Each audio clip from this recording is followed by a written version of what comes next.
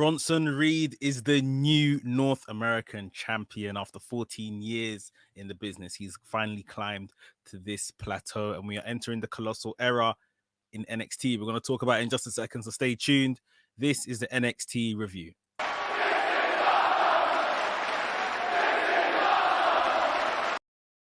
What's up, Maniacs? My name is Mex. I'm a wrestling fan, a wrestling enthusiast, a WrestleManiac, if you will. And today we are talking about NXT. A really good show. Really been enjoying NXT in recent weeks. A lot of good action on the show, as well as a big title change. Yes, Bronson Reed is the North American champion. He's looked good for some weeks now. He's looked like, he was going to climb this plateau. And I think the minute they said this was going to be a cage match, Johnny Gargano's options were very slim. So we're going to get into everything that happened there and the rest of the show in just a second. So stay tuned. And in case you didn't know, right here at WrestleManiac UK, I discuss everything that's WWE and AEW. So if this sounds like the place for you, make sure you hit the subscribe button and make sure you hit the notification bell so you get notified each and every time I drop a new video. Ladies and gentlemen, without further ado, let's get into the NXT review. So the show opened up this week with, I guess, the ending, the culmination of this feud, Zoe Stark versus Toni Storm. We saw Zoe Stark beat Toni Storm on the Takeover Kickout show, I think it was, the pre-show. Kickoff show. And that was a pretty surprising victory over Toni Storm. This match was really good as well. I think Zoe Stark, I've been saying this for weeks now. I think she has exceeded any expectations they had for her at this point. She is very, very good, to the point where they've even fixed up her Titron, not giving her such a generic Titron, and even kind of involved clips of her within her Titron now. So they're clearly invested in her somewhat. Toni Storm, what can you say about Toni Storm? She's just brilliant. One of the best in the women's division to do it. And not where maybe she would like to be right now, but, coming down a bit to just kind of build herself up again, sort of thing. And that's exactly what she did in this match. This match was very good. Loads of different pinning combinations and all of that kind of stuff. Near falls here and there. In the end, we saw her hit a Storm Zero and only got like a 2 count or something like that. It didn't quite, translate into the win just then. It wasn't before long we saw her implement maybe what is going to be her new finisher. This thing was like a hip toss into a DDT, kind of like a brain buster sort of thing, like absolutely crazy. Zoe Stark looked like she landed right on the top of her head, so I hope she's all right. But yeah, got the win from that. So Toni Storm gets the win back from Zoe Stark.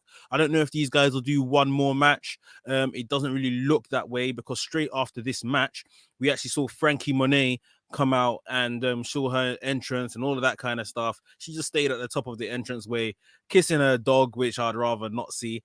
And I believe she's making her in-ring debut next week. So something to look forward to.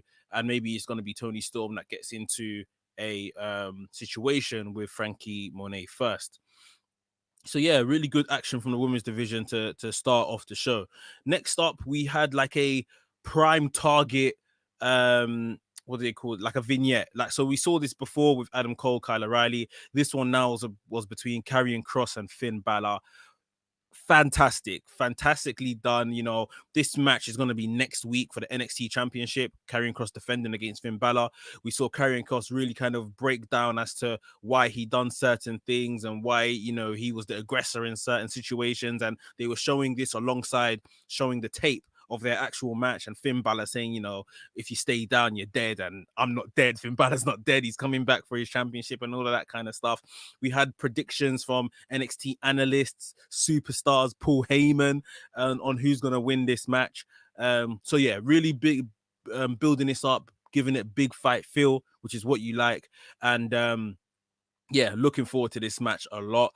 I still think, Karrion Kross is going to retain. I want to see Finn Balor on the main roster. I probably want to see Finn Balor win Money in the Bank.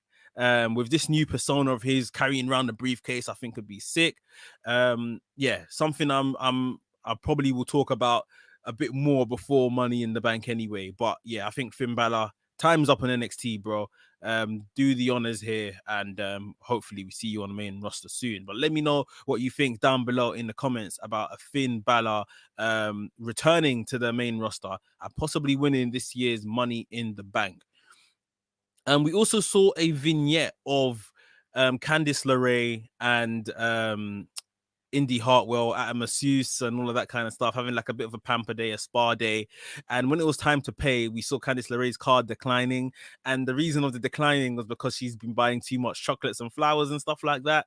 And that's obviously the chocolates and flowers she bought and sent to Ember Moon and Shotzi Blackheart and made Indy think that those were coming from Dexter Lumis. So Indy now knows they came from Candice.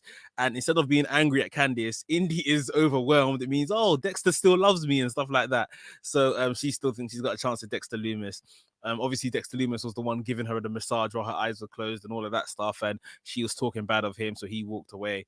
But yeah, I guess she's going to go chasing Dexter Lumis now. That probably leads to their loss of the tag team championships whenever that comes around.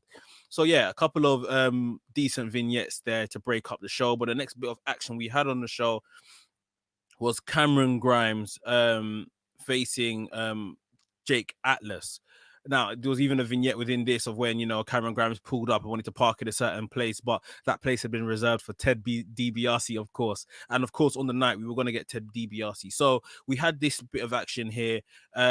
Nothing much happened before, you know, we got the eventual entrance of Ted DiBiase.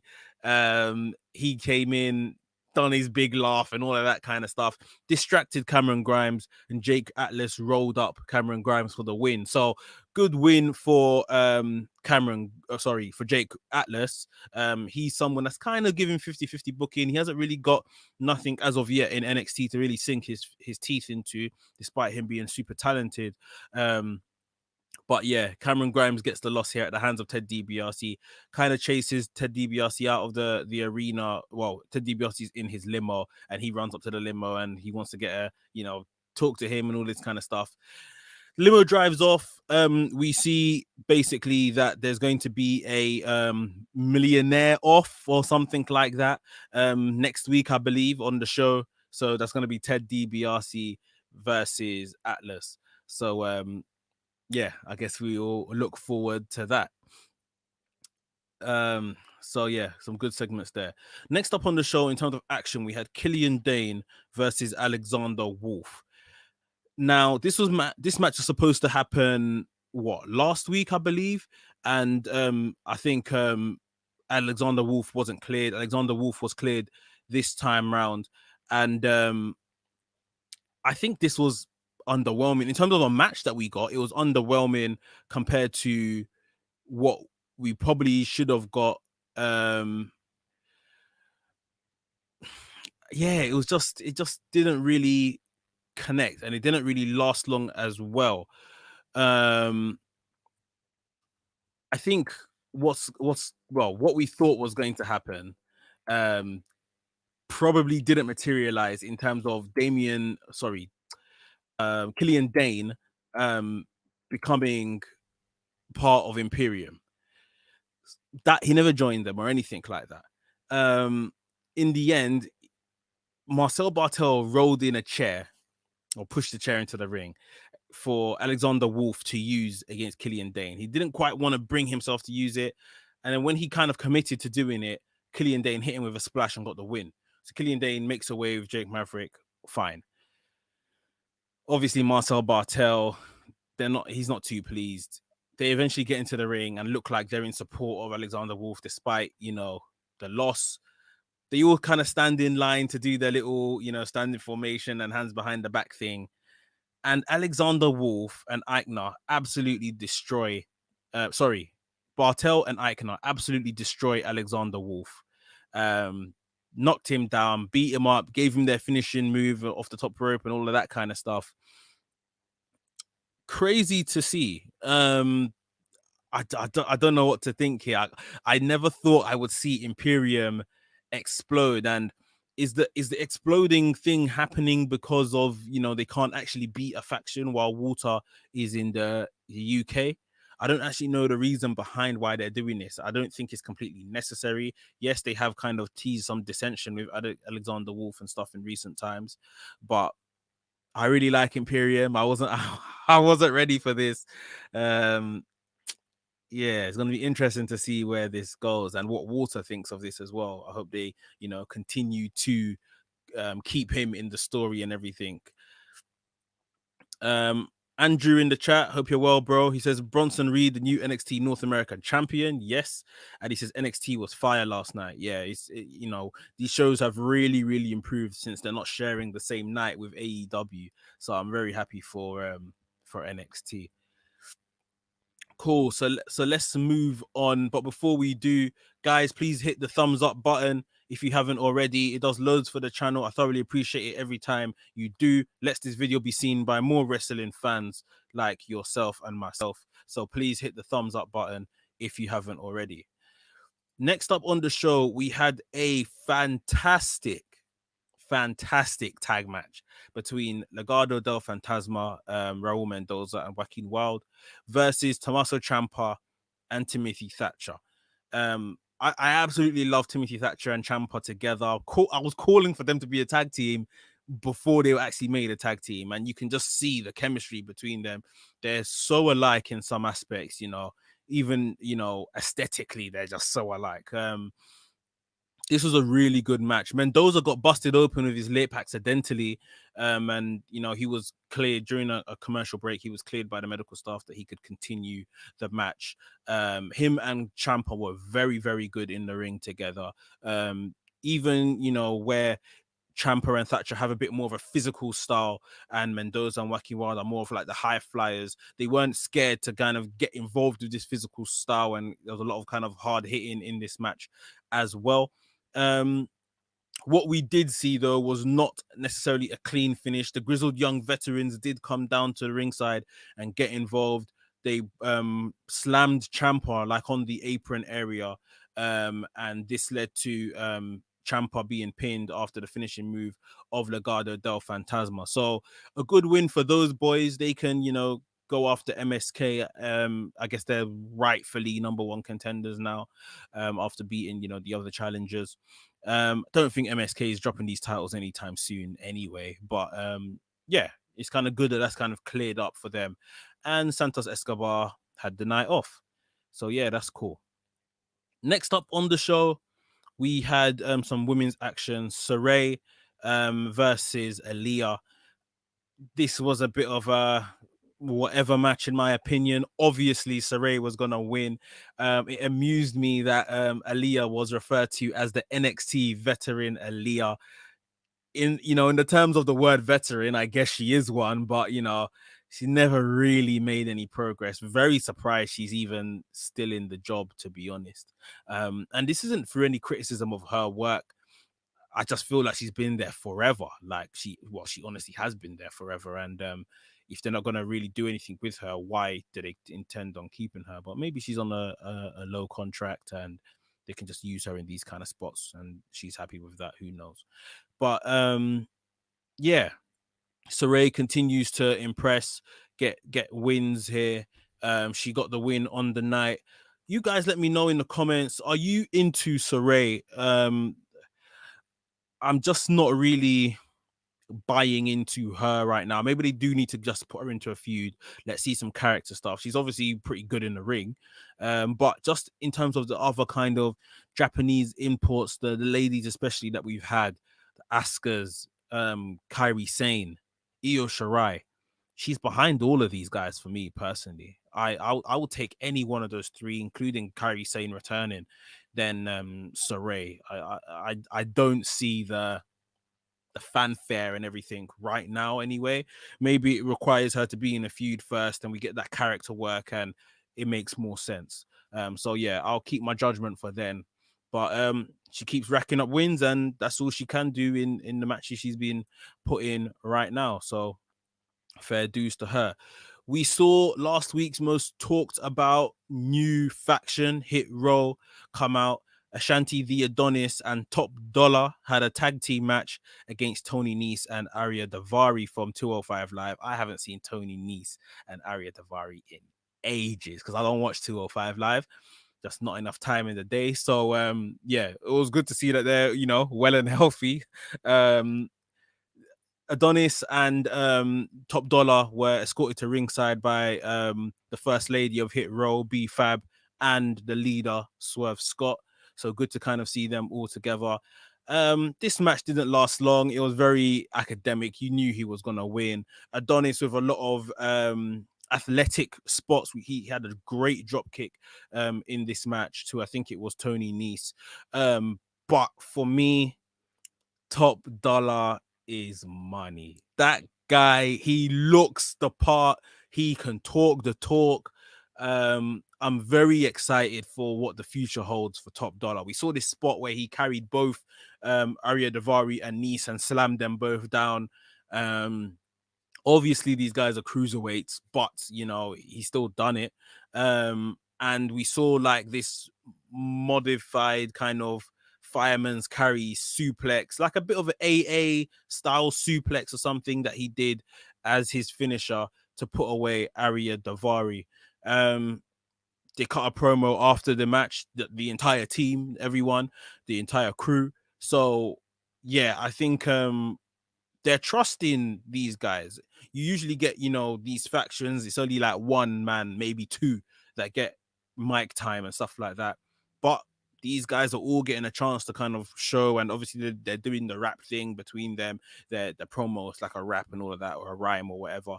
I'm not sure how long that will last. I'm not sure how long they can get away with that before it gets old or whatever the case is, especially if it's not being done like well. Swerve Scott did come out and say he's got an eye on a North American Championship match. Whoever wins that, you know, Swerve's gonna come and hunt them out, basically. So very, very interesting. That's the kind of lane he's put himself into, which I think is good for him at this stage. But yeah, man, Hit Row making a statement. Like I said, Top Dollar. I'm all in. I'm all in on Top Dollar right now. So yeah, looking forward to what these guys do next, basically. And then we had on the show the main event. Before we get to the main event, in fact, I'll just mention that we did see Bobby Fish on the show, and he called out Pete Dunne, saying that, you know, it was Pete Dunne, Only Lorcan, and that particular team that put him on the shelf against when they went up against the Undisputed Era boys. Feels like an age ago now, but yeah, he basically said that he's coming for Pete Dunne. So he's got a match with Pete Dunne next week as well, on what is looking like a really, really stacked NXT. But we got to the main event, like I say, steel cage match for the NXT North American Championship. Johnny Gargano, the champion, versus Bronson Reed. And before this match started, we saw a Bronson Reed promo package where they showed a picture of 18th of May 2007, I think it was, his first ever match. 14 years to the day, he's in a title match for the North American Championship. It became obvious who was going to win this. It became obvious who was going to win. Like I said at the top of the show, you put someone the size of Bronson Reed in a cage match with Johnny Gargano, someone the size of Johnny Gargano. I didn't see a way where Johnny Gargano could have escaped this. However, they told a brilliant story. Now, in terms of wrestling, I would say their takeover match was better. Obviously, there was no restriction of a cage or anything like that. There was no gimmicks involved. It was just a match. But this was very, very entertaining. From the minute go of when Johnny entered that ring, he pretended like, yeah, I'm going to get you and all of this kind of stuff. The minute the bell rang, the door was open and he tried to boot and make his way for the door, which I think is good logic, because we often see, you know, there's a door there, just walk out of it. And, you know, your competitor has to try and bring you back in and that. But yeah. But Bronson Reed obviously done that.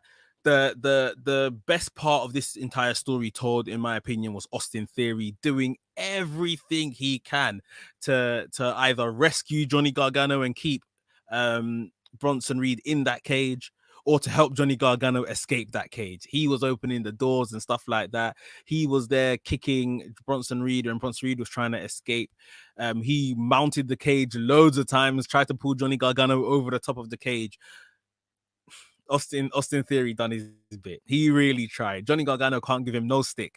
He really done everything. Obviously, he was the one that caused this. This is the why Bronson Reed got this match anyway, because he lost against Bronson Reed. To the point where we will get into the finisher now, and we saw basically what was a tsunami, the move from the top rope onto Johnny Gargano on his back, and then he ran up the top rope and done it properly. Tsunami onto Johnny Gargano's front, pinned Johnny Gargano, and we saw Bronson Reed celebrate as the new North American champion. 14 years to the day of his first wrestling match. You know, if that is true, that is amazing. Well done to Bronson Reed. He is someone that I believe NXT, you know, they see something in. They've wanted to cultivate him and kind of push him to this for some time now. And he is good. He is very good. I will say the crowd did seem, and I will say seem, I wasn't there in person, it did seem a bit quiet when Bronson Reed got the win. So I'm not sure if they were completely behind him. But after the match on WWE.com, he's cut a promo with his wife in the ring, and just giving thanks that, you know, his wife was still there when he had nothing and he was just chasing this dream. Basically, she supported him along with the fans, and he thanked the commentary and he thanked the people in the back and said, you know, the colossal era is starting, and everyone's got an era the minute they win the belt. That's another conversation for another day. But I'm happy for him, and I think this is someone that could really hold on to this belt and you know, have some challenges before maybe Swerve Scott gets around to him. And unfortunately, when Swerve Scott comes, Hit Row are gonna come, and he's got a lot of people in Hit Row to overcome to defend that belt against Swerve Scott. So yeah, this is going to be very interesting the way they planned this out. But yeah, congratulations to Bronson Reed, and this match was very, very good. Johnny Gargano, just, you know, he's got a reputation of just making stars and giving people their best match, and this is why you need him in NXT. This is definitely why you need him in NXT. On Andrew just says in the chat here, Hit Row is the faction right now. They are killing it. Yeah, 2 outings, and you know, we're all really into them. So long may it continue, and hopefully they don't do us dirty how they did Hurt Business, because yeah, that won't be very good. Guys, that is the NXT review show. I hope you enjoyed it. I hope you enjoyed NXT. Really good show on the night. Next week, we are getting the big championship match, Karrion Kross versus Finn Balor. We're also getting the little millionaire off between Ted DiBiase and Cameron Grimes. And Pete Dunne and Bobby Fish will be in action as well. Let me know what you think down below in the comments about my Finn Balor prediction. Should he be moving on to main roster and maybe winning Money in the Bank in the next month or two? That would be very interesting to me. I'd love to see that. Guys, if you haven't already, please give us a thumbs up on the video. And if you're new to the channel, subscribe to the channel and hit the notification bell so you get notified each and every time I drop a new video. WrestleManiac UK signing out, and I'll see you